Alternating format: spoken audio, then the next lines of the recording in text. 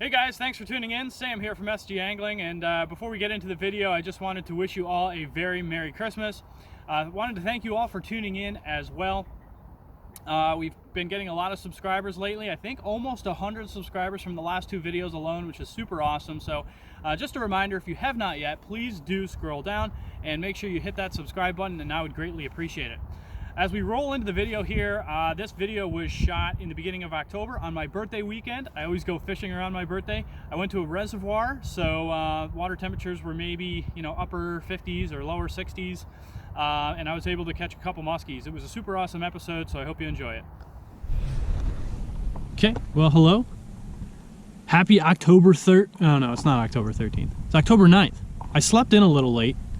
Because of that, the office opened up. I actually had to pay to launch my boat. It's the first time this year I've had to do that. Not fun. So the lake I'm at today is the same one I was at for episode 1 of season 2 of this season here. If you remember, I caught 2 muskies. It was right around spawning time in April. But I'm here in October. I was here this time last year and I got skunked. Hate getting skunked, but I did catch a personal best largemouth. So I was talking to some guys who were here last week. They were having success on small crankbaits, glide baits, and prop style topwater. Water temperatures are 64, 65-ish, so not bad, but we have a warm day, so maybe they're going to be, the fish will be coming up into the shallows to sun themselves. I don't know. I think it's actually going to be a tough bite today because no wind, clear skies, what we've had all year long. And yeah, I think there's going to be a couple windows, and it's a matter of just being at the right place at the right time, being on fish. So let's go to our first spot.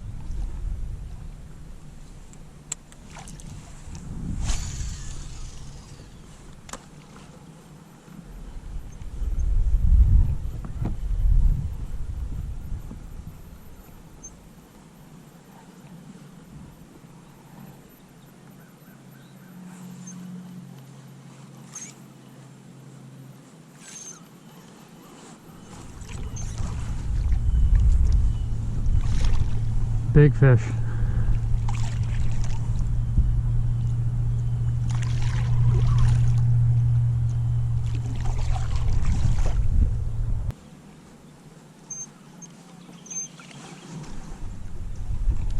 There he is again.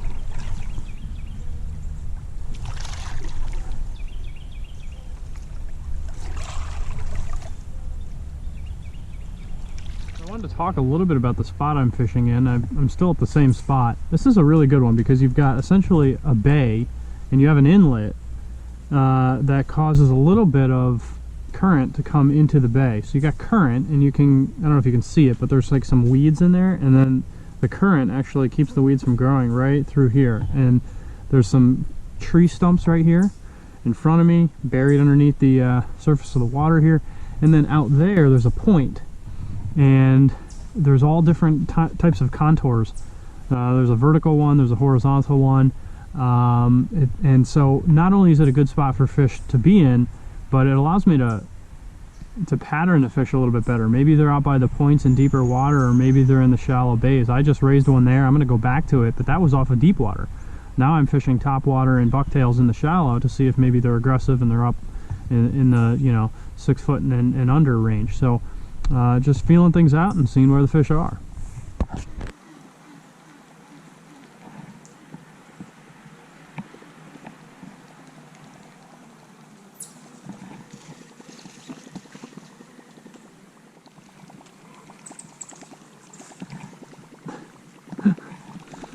There's a chipmunk playing cat and mouse with a mouse. Literally, there's a chipmunk chasing a mouse. The things you see out in the wild.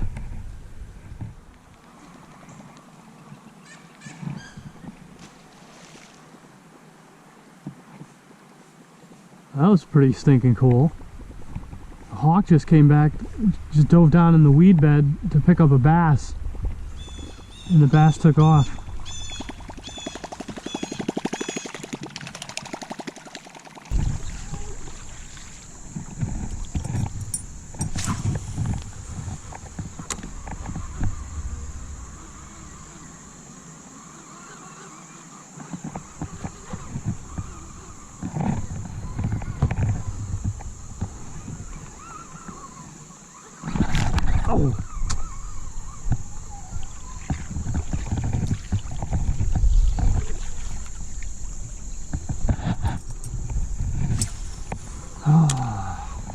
A decent fish, upper 30s to 40-ish.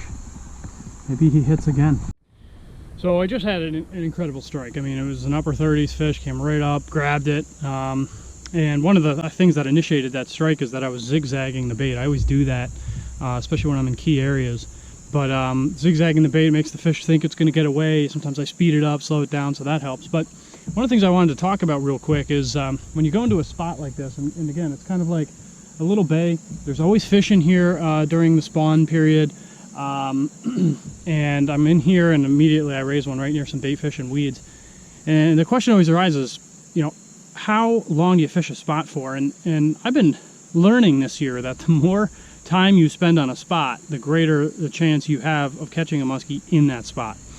And a lot of times it is on the second, third, or fourth pass that I'll see a fish. It's not the first one. A lot of people blow through areas and go, oh, there's no fish here, and then they move on. But that's not how you fish for muskies. Maybe pike, but not muskies. So again, it's that second, third pass, fish it thoroughly, maybe fish some different kinds of baits, some different colors. And you know, people always talk about the next spot. Well, a lot of times where the fish are right underneath your feet. So a little tip there for you, maybe that helps. And we're going to continue down this bay, see if we can actually get one in the bag.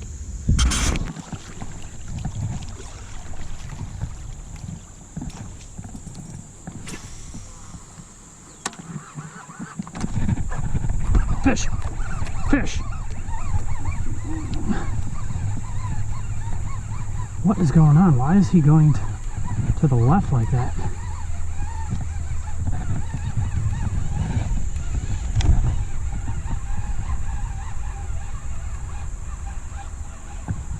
It's not a fish. That's definitely not a fish.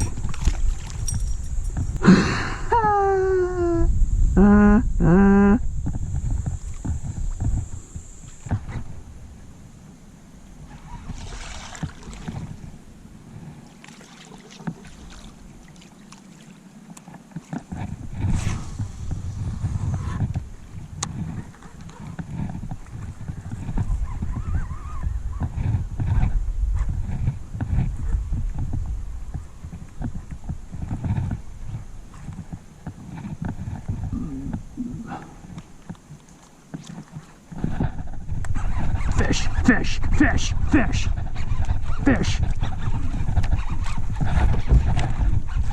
Yeah. Yeah, this is the one from earlier. Okay, Google, record a video. Record a video.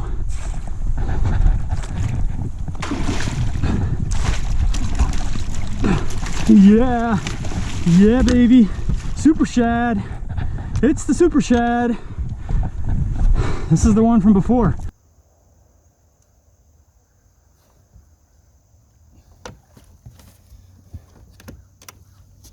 Oh yeah.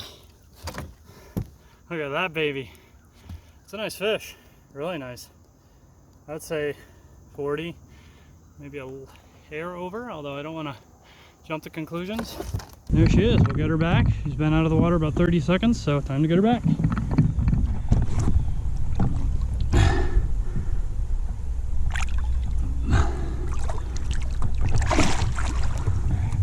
So that was super cool because I definitely raised that fish this morning. It was on this bait, as you can see here, from Trophy Time. And followed it in a couple times. Mediocre aggressive, you know, not super lazy, but not also super aggressive. So we came back, and I threw a bait that I forgot to throw at him before, and that is the rusty trusty Super Shad. This is one of the oldest lures in the book by Rapala, and one of the really cool things that you can do with it is go away, bug. You can rip it down and then let it pause, and when you let it pause, it floats back up. And you can use this in cover and wood and weeds. I lost a fish on this a couple weeks ago, so I actually replaced the front hook with my favorite hooks, and no problem staying on. Again, those hooks are just awesome. The Musky KVD 3X strong, triple grip, saltwater musky hooks. So yeah, sometimes you just got to come back to them, use a different presentation, and that's what we did. We were able to get them in the bag. You will notice in episode 10 how I was working the super shad to initiate the strike. So I'm going to roll the video, and you can see how I give the bait a few long rips. This gets the bait down into the strike zone and in front of the fish's face. Now at this point, I begin to work the bait erratically, giving it several erratic twitches. Ready? Twitch, twitch, twitch, bang! And that's when the fish strikes. Notice the similarities in the catch you just saw. Notice I give the super shad a few long rips, and then right about here, I believe the bait moves right into the musky strike zone. Then, twitch, twitch, bang, and the battle is on.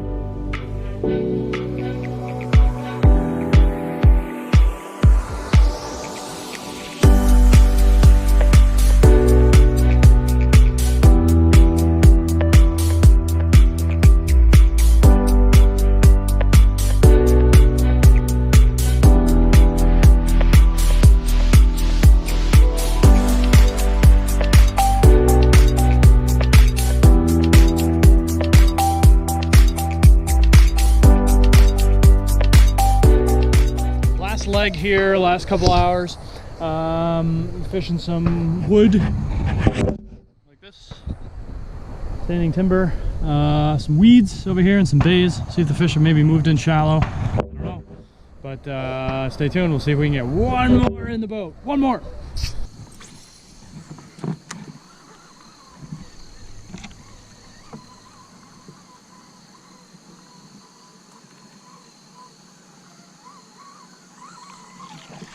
Oh my gosh, that was a nice fish.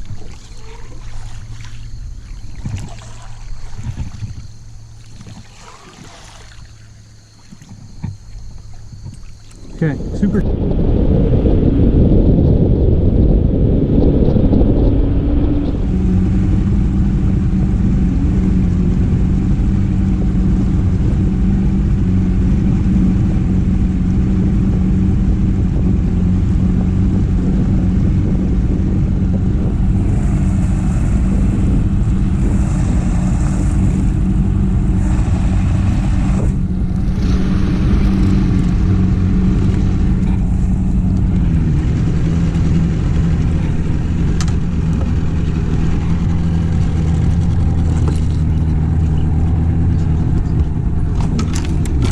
Gosh, are you kidding me?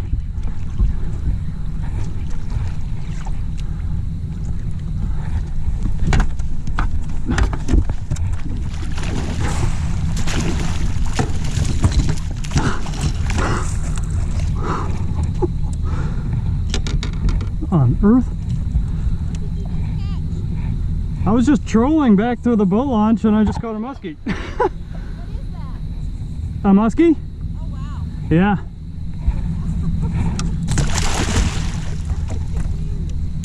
Yeah, surprised me.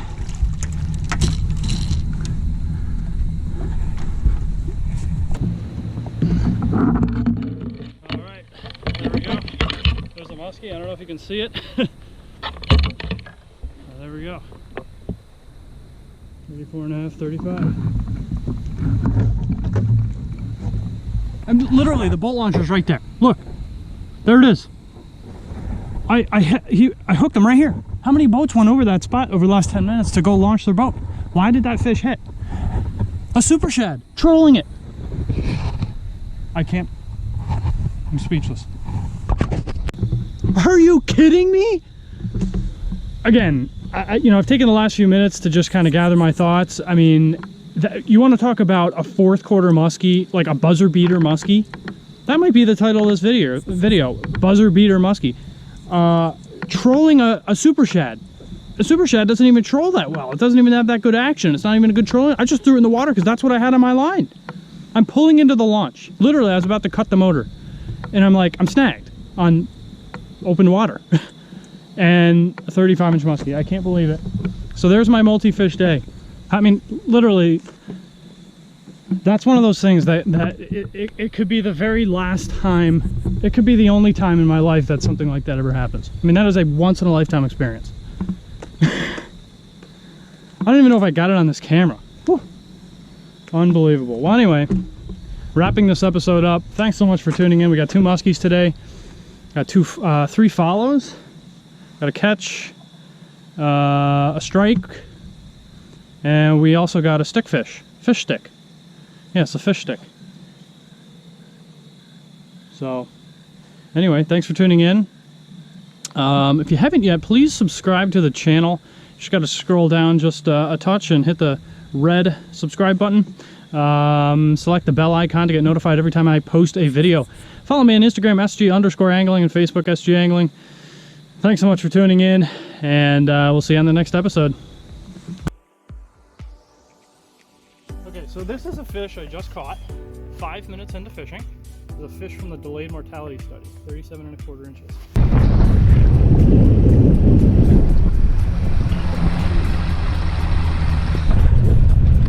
It's a big one. That's a big one. First fish caught on a new 2020 Musky Mojo rod. Absolutely fantastic rod. I would highly recommend.